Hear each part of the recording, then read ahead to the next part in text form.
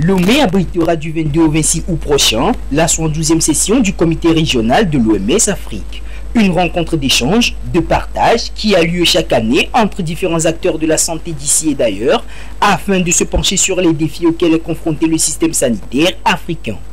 Il sera notamment question lors de cette rencontre extraordinaire d'aborder tous les aspects de la santé, au rang desquels les maladies transmissibles, les maladies non transmissibles, les épidémies, ainsi que la gestion des services de santé et bien d'autres points.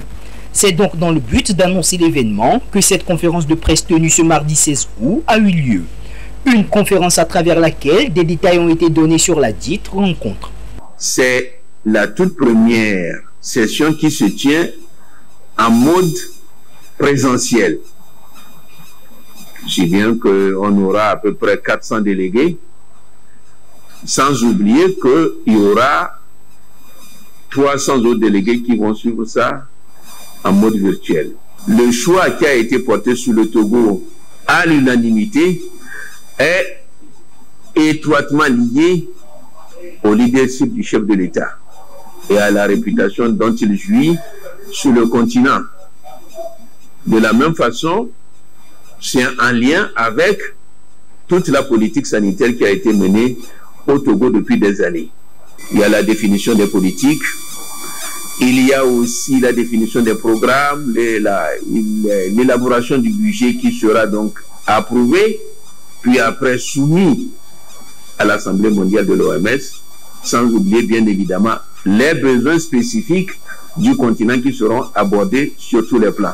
Au total, ce sont 47 différentes délégations qui sont attendues à cette 72e session qui permettra de mettre en place des politiques adéquates afin de renforcer le système sanitaire africain et revoir les failles de celui-ci. La question des équipements sera également au menu des discussions de cette rencontre avec des innovations prévues.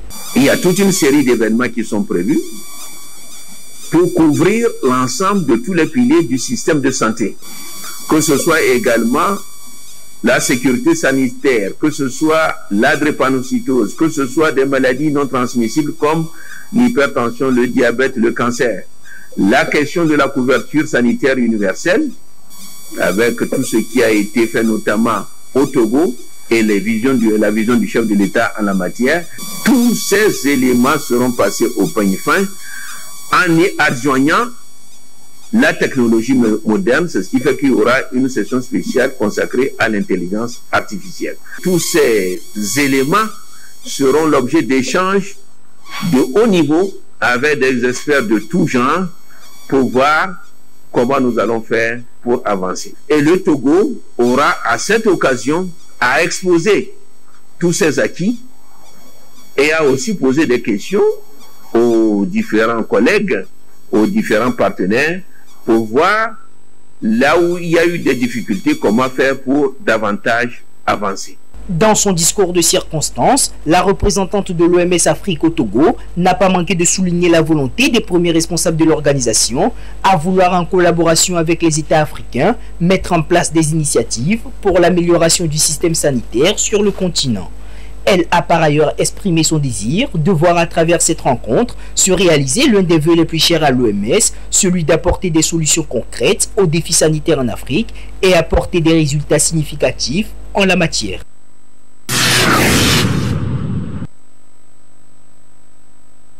Premier tour de la campagne nationale de la vaccination de riposte contre la poliomyélite au Togo. L'opération a débuté ce lundi sur toute l'étendue du territoire national après le recensement de 2 cas pour le compte de l'année 2022 au Togo. Les autorités sanitaires veulent agir plus vite pour éviter la propagation de la maladie. Et la stratégie utilisée est la vaccination porte à porte. Tout ceci pour éviter et prévenir la poliomyélite caractérisée par la paralysie des membres. Nous avons depuis 2007 été exemptés de cette maladie. Je vais parler de la poliomyélite. Et cependant, depuis 2008, nous avons eu des cas. Il s'agit des cas importés. Et ce sont des cas qui nous viennent d'autres pays frontaliers. Et le plus récent, c'est en 2022, où nous avons recensé 2 cas. de poliomyélite. L'un, c'est au niveau de la préfecture de Loti, où il y a un cas importé de paralysie flasque aiguë chez un enfant que nous avons recensé. Le second cas, c'est un cas environnemental, c'est-à-dire que c'est au niveau de la surveillance de l'environnement à travers les eaux que nous avons détecté un autre cas. Et donc, compte tenu du risque de propagation de cette maladie, il s'avère nécessaire que l'on organise une campagne nationale de vaccination contre la poliomyélite. 0 à 59 mois, parce que c'est les enfants beaucoup plus à risque de développer cette maladie qui se manifeste par une faiblesse des membres. C'est une maladie qui est causée par un virus et qui est transmise à travers les eaux souillées et les aliments contaminés. Cette campagne de vaccination concerne les enfants de 0 à 59 mois. La Direction générale de la santé d'Agoignivé invite les populations à se mobiliser et à réserver un bon accueil aux agents vaccinateurs pour la réussite de cette campagne de vaccination. La vaccination contre la poliomyélite, c'est le seul moyen de prévention contre cette maladie. Cette maladie n'a pas un traitement. Ces enfants, lorsqu'ils ont cette maladie, soit ils développent la paralysie flasque aiguë des membres supérieurs ou inférieurs, soit ils meurent. Le seul moyen de prévention, c'est la vaccination, qui consiste à administrer 2 gouttes de ce vaccin dans la bouche des enfants de 0 à 59 mois. Nous invitons tous les parents d'enfants et les tuteurs à accueillir favorablement ce message que nous leur envoyons de faire vacciner leurs enfants. La vaccination contre la poliomyélite, c'est 2 gouttes qu'on met dans les bouches des enfants. Mais la vaccination contre la Covid, c'est par injection. Donc il faut que nous sachions mettre la différence. De 2, lorsque nous arrivons, nous disons ce que nous administrons aux enfants ou bien à toute personne. Si c'est la vaccination contre la Covid, nous sommes clairs, nous leur disons c'est la vaccination contre la Covid. Si c'est autre maladie aussi, nous le disons. Vacciner les enfants contre la poliomyélite, c'est renforcer leur système immunitaire et éviter la paralysie des membres. Démarrée lundi, cette campagne de vaccination prend fin jeudi 18 août 2022.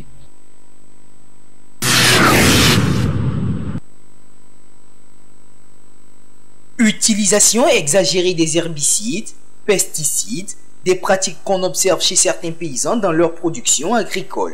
Cette pratique ne respecte pas les normes de l'agriculture biologique et expose les consommateurs à certains risques.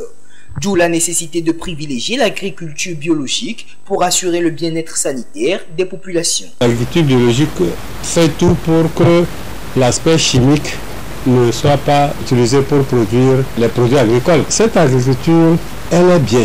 Il n'y a pas de risque d'avoir des éléments chimiques. Il y a un certain nombre de risques. Il y a plus de risques avec l'engrais minéral qu'avec les fertilisants organiques. Certains paysans prennent de plus en plus conscience de l'importance de l'agriculture biologique. Cependant, ils ne maîtrisent pas les contours et les différents éléments qui entrent en jeu lorsqu'on parle de l'agriculture biologique. Fondamentalement, il y a l'agriculture biologique à côté de l'agriculture conventionnelle. Souvent on dit bio, mais il faudrait que l'on sache d'où est-ce que ça vient et comment est-ce que ça vient. L'agriculture biologique, c'est celle qui n'utilise pas les engrais minéraux et celle qui n'utilise pas les pesticides ou bien les produits phytosanitaires chimiques. Pour faire la fertilisation, on utilise l'engrais vert, on peut dire le compost, les matières organiques, sous différentes formes. Hein. Il y a bien sûr le compost, il y a le fumier dont nous parlons, et puis il y a aussi des fertilisants organiques qui sont commercialisés sous forme granulée ou sous forme liquide. L'enjeu, c'est de trouver ces éléments-là, les fertilisants, la fumure organique. Lorsqu'on fait une grande superficie pour apporter 3 à 5 tonnes, voire 7 tonnes de matière organique à l'hectare et que des gens ont 10, 20, voire 50 hectares, même au-delà d'hectares de céréales, ce n'est pas facile de trouver ça. Ça nous interpelle si vraiment nous voulons avoir une agriculture biologique très développée. L'agriculture représente une part importante dans l'économie togolaise. Entreprendre des initiatives pour son développement permettra d'assurer l'autosuffisance alimentaire. Et des actions devront également être menées pour encourager et promouvoir l'agriculture biologique.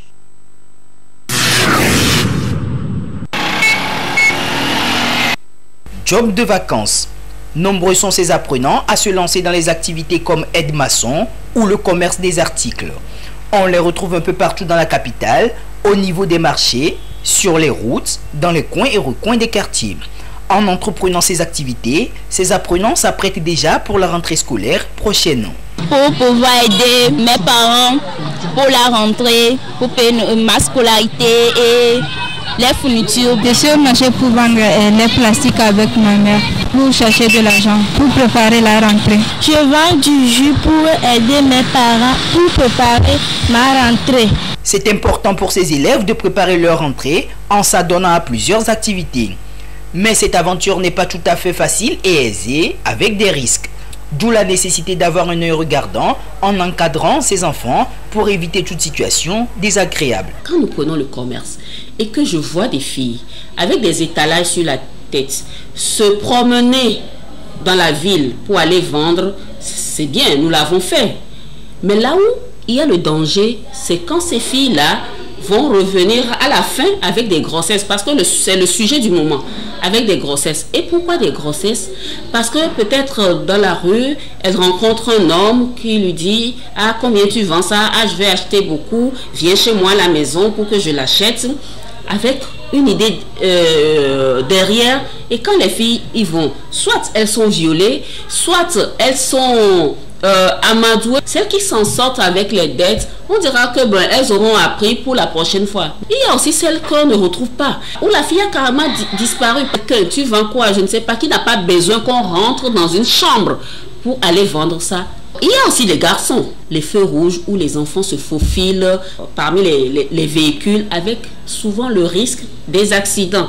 Quand on va aussi en stage, c'est très bien pour se familiariser avec le monde de l'entreprise pendant les vacances. Quand on veut aller travailler avec quelqu'un, si c'est dans une boutique, dans une entreprise, prendre soin que peut-être un petit papier pour dire si à la fin on n'est pas bien payé ou bien on n'est pas payé, on pourrait se plaindre parce que c'est un contrat. Les élèves ne doivent pas également abandonner ou oublier leur cahier. Certains sont conscients du défi qui les attend à la rentrée prochaine. Je suis heureuse de pouvoir travailler ensemble avec mes camarades. J'aime toutes les matières, la cuisine, la peinture. Je suis venue ici pour à la fois m'amuser, lire, faire plein d'activités. Je suis venue dans cette bibliothèque pour lire parce que ça m'apporte de nouvelles connaissances, de nouvelles recherches, pour que ça puisse m'aider durant mon année scolaire. Rendre utile les vacances, c'est éviter l'ennui et la paresse pendant cette période. De même, les parents sont invités à surveiller leurs enfants.